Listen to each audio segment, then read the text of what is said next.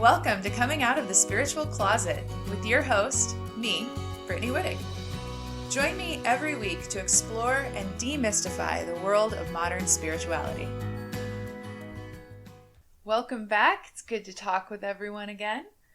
This week, I want to talk about being your most authentic self and leaning in to your most authentic self and really why that's important on a spiritual level.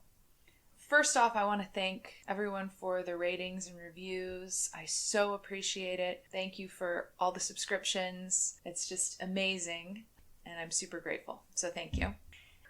Let's talk about being our most authentic selves. I think that this is such an important topic in spirituality. One of the beautiful things about a spiritual journey and about spiritual awakening is that you're really being asked to be your most authentic self, and that allows you to step into your power.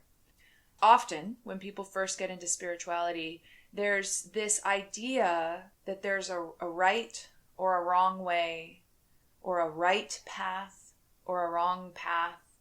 The reality is, there is no one way to follow a spiritual path.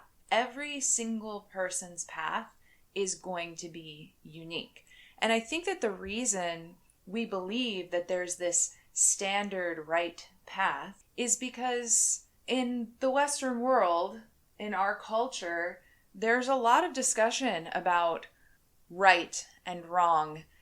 There are a lot of different ideas about the right way to do things, the right way to live your life. It's like there's this idea out there in the culture that there are definite right ways to do things and definite wrong ways to do things. But interestingly, the population can't agree on any of those things. So I think that when we first get into spirituality, we bring that idea with us, right? That there's this right way and we just need to figure it out. There's really not. There's really just your way, your path, your truth. And that's what I really want to talk about today. When I talk about the importance of leaning into your authenticity, I think there's a beautiful metaphor for this. And I don't know where I originally heard this, actually, but it definitely stuck with me and I've used it many, many times. So imagine that reality is a huge puzzle, just a huge, giant jigsaw puzzle, all of reality. The most complicated jigsaw puzzle ever, right? But let's just imagine that reality is a giant jigsaw puzzle. Every one of us, every single one of these billions of people is a piece of this puzzle. Every single piece is unique and every single piece is necessary. If you're missing that one piece of a puzzle, oh my gosh, have you ever done one of those 1,000-piece puzzles and you get to the end and you realize you're missing a piece? It's the worst. It's the most frustrating thing in the world, right? That's because every single piece of that puzzle is essential to the whole. This is true of humans and humanity as well. And what that means, what I love about that, is that leaning in to your unique way of being in the world, leaning into your unique skills, your unique feelings, your unique strengths. That is the number one way that you can serve humanity. That's the number one way that you can make the most of your life here in this reality. And that is just so beautiful to me. I love it. I try to live my life as much as possible with that idea in mind, with this concept in mind, that leaning into my authentic self, my authentic skills, my authentic strengths is actually the best way that I can serve the collective of humanity. And this podcast is a perfect example of that. I love to talk. Anybody who knows me will tell you that I'm a talker. I like to talk. And I always have. So it made absolute, total sense that a podcast would be a beautiful way for me to share my spiritual knowledge. That's for me. For some people, art, all different forms of art, are the way that they share their knowledge. Painting, spoken word, writing. There's so many different strengths and skills that people have. And for some people, it's things like being a healer or being part of the medical community. For some people, that is where their strengths really lie. That's what they're really drawn to. Helping in that way is exactly the way that they can serve humanity. Your authentic contribution doesn't have to be what we traditionally think of as a service type of contribution, right? Your unique thing could be totally, totally different. It could be something that I'm not even thinking of. Maybe you're a mathematician, maybe you're an amazing mechanic. There are so many different contributions to humanity that are made on a daily basis, and they are all equally essential. When you're leaning into the authentic thing that you really love and that really lights you up, work isn't going to feel like work. Okay, so we've talked about the importance of leaning into your unique, authentic self. So how do we do that? How do we get in touch with our most authentic self? You can't really lean into it if you don't know what it is, right? There are a number of ways to do this. I've talked about a few different ways in some of these episodes. Mindfulness, getting present in the present moment, and then paying attention to what feels like the most exciting thing that you can do in that moment. That's a great way to get in touch with where your real passions lie. That exercise is explained in more detail in episode 2, if you want to go back and listen to that. Another exercise that is excellent for getting in touch with your authentic, unique skills, strengths, is an inner child journey. Going back to your inner child and remembering what it is that really excited you as a child. That's a clue into where your authentic, unique skills and passions lie. For that exercise in the last episode that I did about inner child work, there's information in that episode. I also have an inner child guided visualization meditation that I'll link to in the show notes that can take you to your inner child to get this information. So these are some ways to figure out what your unique passion is. And when you start doing this, when you start digging into your authentic desires, your authentic skills and strengths, you may be really surprised by what comes up. For me, when I really started to awaken, it was kind of amazing to me how out of alignment I really was with the universe and with my authentic self at that time. I wasn't living in a place that felt right to me. I wasn't in a relationship that felt right to me. I wasn't doing a job that felt right to me, although there were pieces of it that made sense. And as I started to realize that my unique skills were definitely not being used or honored in the way they needed to be, that's when I started to really make some changes. As you start to get in touch with your most authentic self and make changes, one of the things that may happen, that probably will happen, is you will get some pushback from some of the people in your life. Now, you may not. It's possible that you won't.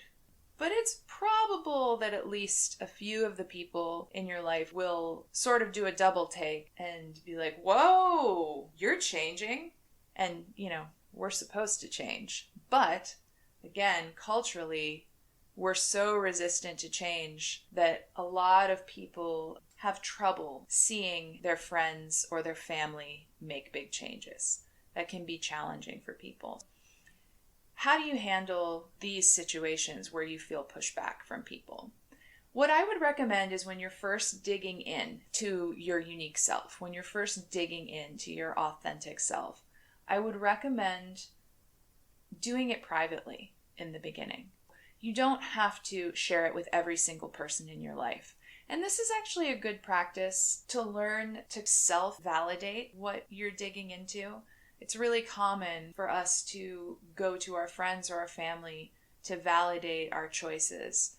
learning to turn within and go into your intuition to validate yourself is a great exercise anyway. It saves you from, in the very beginning, needing to justify the changes that you're thinking about making.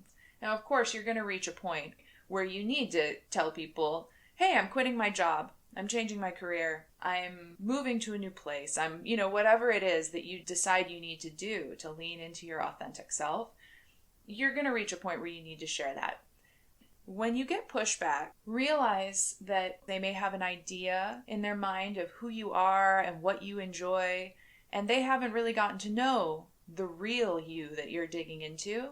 So they might be basing their opinions on the version of you that you've been presenting, right? So keep that in mind. And also, there might be friendships or relationships that actually fall out of your life as a result of leaning into your authentic self. That's actually okay. It's really important to recognize that the only constant in life is change. And some relationships do run their course. We grow away from people, we fall out of sync with people. This can be a really beautiful exercise in trusting the universe and letting go. I love the saying that rejection is God's protection. If someone sees that you're changing and someone looks at this new, more authentic version of you and rejects you, that's okay. That's actually the universe protecting you and saying, okay, this person was not going to be able to support you or be close to you on this journey. The journey is more important than that individual relationship. And then that brings me to the next point, that if a relationship was built on the version of you where maybe you weren't being your most authentic self, even though you probably didn't realize it, it's not like we know this when we're doing it. But if the relationship is built on this version of you that wasn't really being true to yourself, then that relationship isn't built on a solid foundation. And some relationships will just fall away at that point. Some relationships, you'll actually be able to start building a solid foundation. There will be people who maybe push back or are uncomfortable with the changes you're making, but still want to build a new foundation with you. So those are just some things to keep in mind as you dig into this discovery of yourself. And it's so exciting because as you get more and more in touch with your true authentic self, life just gets so much more rewarding and fun and fulfilling because you're incorporating so much more of what you really truly love into your life, as opposed to what people expect of you or what you think people want you to include in your life. It's a beautiful shift and it feels amazing. So what I want to do to close up today is I want to pull a card for anyone who's listening with the intention of just asking, how can you lean in more deeply to your authentic self? And again, as we've talked about in previous episodes, time is an illusion. And so if you're listening to this, it doesn't matter when you're listening, this card is going to have something for everyone who ever listens to this podcast. So let's see what comes out for us. Oh, this is so beautiful. Okay, so the card is rhythm. Tune in to the natural rhythm of life. And it's number 28, so for anyone who is interested in numerology at all, 28 adds up to 10, which is a 1, so it's representative of a new journey, a new beginning, which is exactly what we're talking about. So very cool. And I'm just going to read you the affirmation for this card, which is, I'm pulling this out of the book here, and it's just so perfect. It's amazing. So the affirmation for this card is, I am a vital part of all creation, which is exactly what we were talking about at the beginning of the episode. We are each a vital puzzle piece in the giant jigsaw puzzle of life, of reality. And yeah, when I see this card, rhythm, tune into the natural rhythm of life, this makes me think about your own natural rhythm. It's like moving to the beat of your own drum, and there's actually someone on this card beating a drum. Leaning into your unique, true, authentic self following the beat of your own drum is how you find your place in this beautiful puzzle of creation. So thank you everyone for listening. This has been a lot of fun, and I will speak with you again next week. If you have not already done so, please subscribe. If you're on Apple, leave a review. It would be super helpful. Thank you, and we'll talk next week.